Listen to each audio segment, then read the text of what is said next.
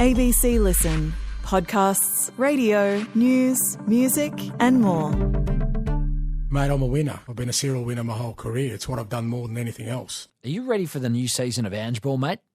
We are. The Australian manager is officially returning to the Premier League, taking the reins at Nottingham Forest. Postecoglou endured a notoriously tricky management structure at Tottenham. This one also comes with its challenges, including a wealthy, powerful, combustible owner, Evangelos Marinakis.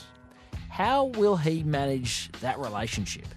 Is this team actually a good fit for the Australian? Will the squad be able to adapt to what has been a dogmatic style of play? I'm Patrick Stack. This is ABC Sport Daily.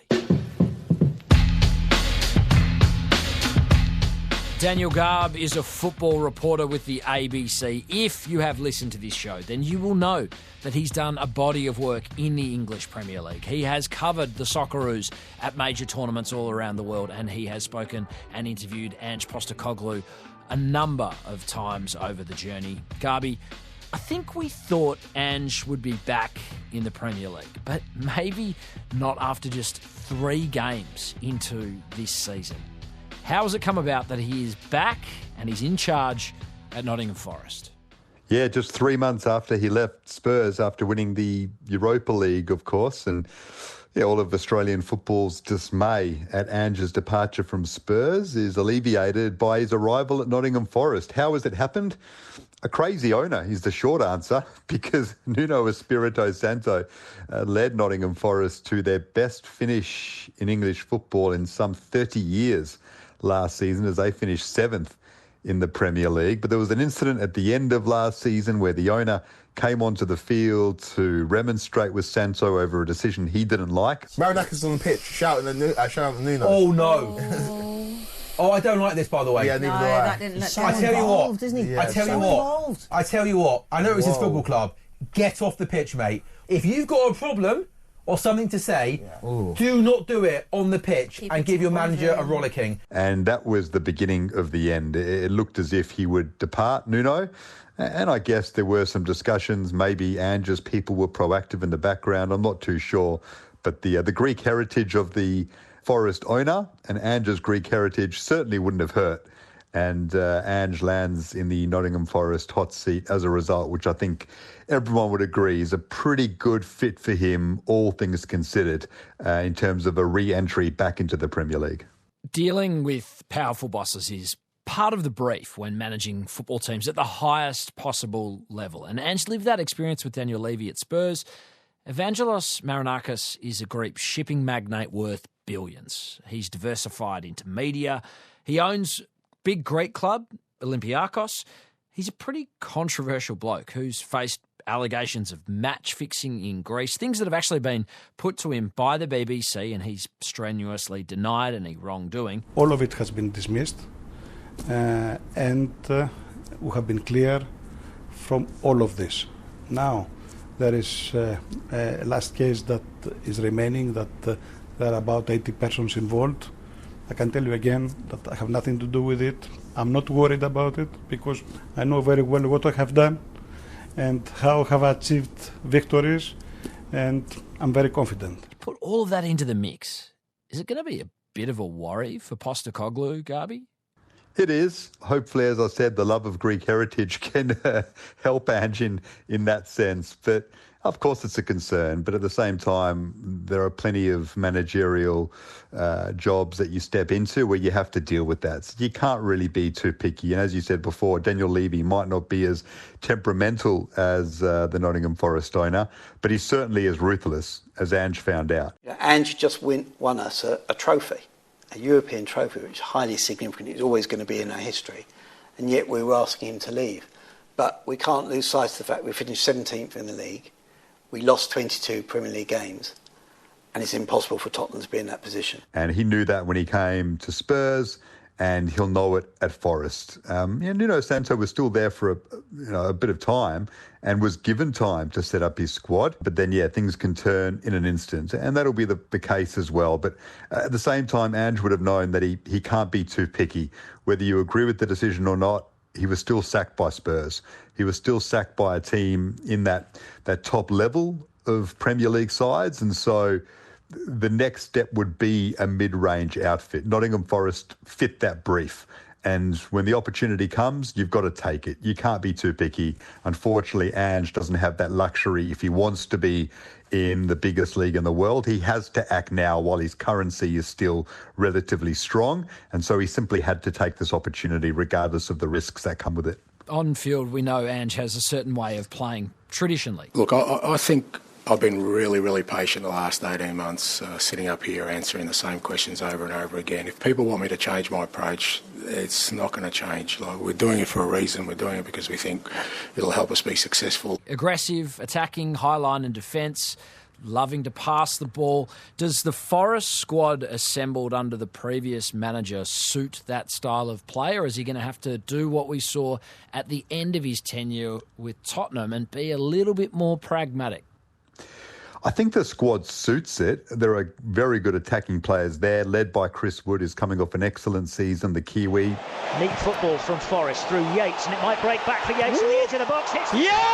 And falls to Chris Wood, and Wood stabs it home. Opening day, Wood continues where he left off last season. There are players like Callum Hudson-Odoi and other very good attacking players that Forest have got in their ranks who can play an expansive, expressive style. Forest haven't necessarily been doing that. I think Nuno Santo had them playing a pragmatic way at times. I think the interesting part will be how Ange adapts. He's not going to do away with his attacking style, no way. That's Ange Postecoglou, as we know. But that being said, how much has he learned from his time at Spurs? How much does he want to learn about how difficult it can be in the Premier League when you've got a bad injury run, when you can't exactly sign the players that you want, when the fixtures pile up, when team confidence is low? Because things can get away from you. You can go on a really bad run in such a brutal league. I thought towards the end of his time at Spurs, Ange actually was pragmatic. In the Europa League final, he was. He played a different way to try and secure that trophy, and he did. Has it happened? It has happened! We've done it, Rob, we've done it! The wait for silverware is over! The moment you've been waiting for is here! So we might see some adaptation from Ange at Nottingham Forest with a group of players that, as good as they were last season, aren't as talented on the whole as the group that he had to work with at Spurs, even if they outperformed them in the league last season. The expectations are different at Forest, so he can be a little bit different with it himself. That'll be a really interesting watch. He'll always play attacking football, but he might just manoeuvre things a little bit more than some are expecting. I actually think he will. As you say, Nuno Espirito Santos had achieved quite big things at this club, took them to 7th in the Premier League last season. Is that going to make it hard for Postecoglou to be embraced by fans and players the way that we have seen him at other times? Be able to build those bonds quickly at various clubs? Maybe. I also think, fans have seen Ange now. The novelty of Ange, which was maybe there at Celtic and then at Tottenham, has worn off, but that's not necessarily a bad thing. He's a known personality now in England. So the Forest fans will expect him to be a certain way and their style of football to be played a certain way. There will be question marks on him for sure. In terms of the expectations based on what Nottingham Forest did last season, look, I think they'll want to be at least around the middle of the table, but Nottingham Forest fans will know that their campaign last season was one out of the box.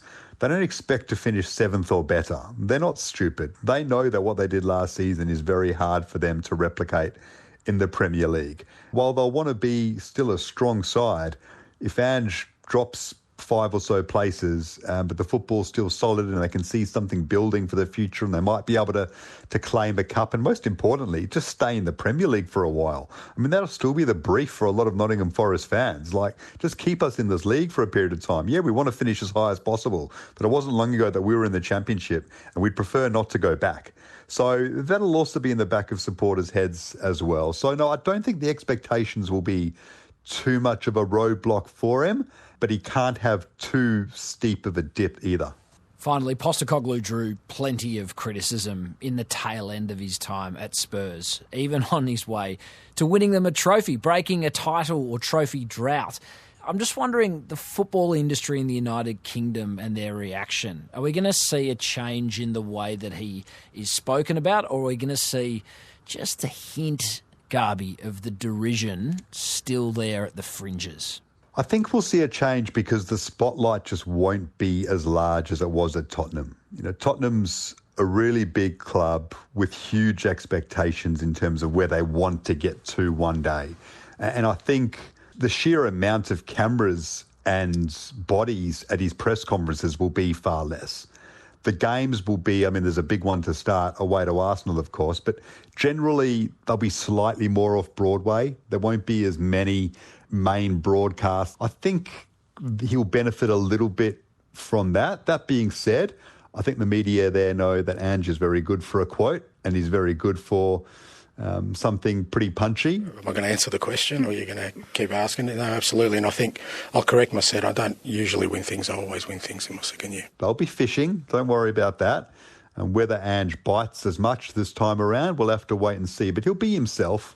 Will he learn a bit? Probably. I mean, there were a few occasions at the end of last season where Ange maybe got it wrong in the way that he bit back at supporters and also at the media. He didn't always get it right. That depends on your outlook, Dan, but I'll tell you one thing, irrespective of tomorrow, I'm not a clown. I never will be, mate. And you're really disappointed that you would use such terminology about a person who, for 26 years, without any favours from anyone, has worked his way to be in a position where he's leading out a club in a European major competition. For you to suggest that somehow us not being successful means that I'm a clown, not really sure how to answer that question. You'll probably look back and go, yeah, I could have done that one a little bit differently and I'll perhaps come off better for it. So I think you'll be mindful of that. We're always better for our experiences and it's going to be great to watch the second time around. Daniel Garb, thanks for pulling apart an exciting day for Australian football fans. Thanks, mate. Headlines. Staying with football for just a moment because the Socceroos have claimed the Soccer Ashes over New Zealand, beating the Kiwis 3-1 in Auckland to ensure an overall advantage of 4-1. Winning's always nice, but it's even better when you have young talents lighting things up. And that was very much the case for Australia, with Mo Toure and Nestori Irankunda starring for Tony Popovic's team. Irankunda, still going Irankunda, brilliant play. A second international goal for Nestori Irankunda, whose fantastic start to the 25-26 season continues. NBA, where Josh Giddey has signed a 4-year deal with Chicago that will earn the 22-year-old Australian $100 million US over the course of the contract. The Bulls had been holding out on the Boomers star as the two parties struggled to reach an agreement, but they got there in the end, and he will now trail only Oscar Piastri in terms of a per-season wage in the Australian sport pecking order. Doesn't it really give some perspective to the Nasiah Wanganeen-Miller a $2 million per-season deal that had some AFL types somewhat shook? Apples and oranges, I guess. Have you heard of Teddy Swims? No? Well, the American singer is a pretty big deal and is going to perform at the NRL Grand Final. Peter V'landys wasted no time in suggesting this is a significant upgrade from Snoop Dogg, who is performing at the AFL Grand Final. Have a listen to the schoolyard trolling from the ARLC chairman. It's fantastic. We saw what the FLA got. What's he called? Labrador or Poodle or Labradoodle? I'm not sure. Oh, Peter. All I know is it's a dog act. Snoop Dogg has given the AFL plenty of headaches with his recent comments about same-sex parents. Speaking of Aussie rules, could Essendon lose its captain, Zach Merritt? There's growing speculation the Bombers star is considering departing the club after he met with Hawthorn coach Sam Mitchell. Merritt still has 2 years to run on his deal at Essendon, so all those parties would need to agree to terms and a trade. Bailey Smith has meanwhile clashed with an official photographer at a Geelong Open training session. The Geelong Advertiser's Alison Wynne snapped him getting treatment from the team physio, and the star gave her the bird, as he can do at times, before demanding she delete the photos. An awkward exchange ensued, and I feel like we'll probably be hearing more about that. I'm Patrick Stack. This is ABC Sport Daily, produced by Poppy Penny.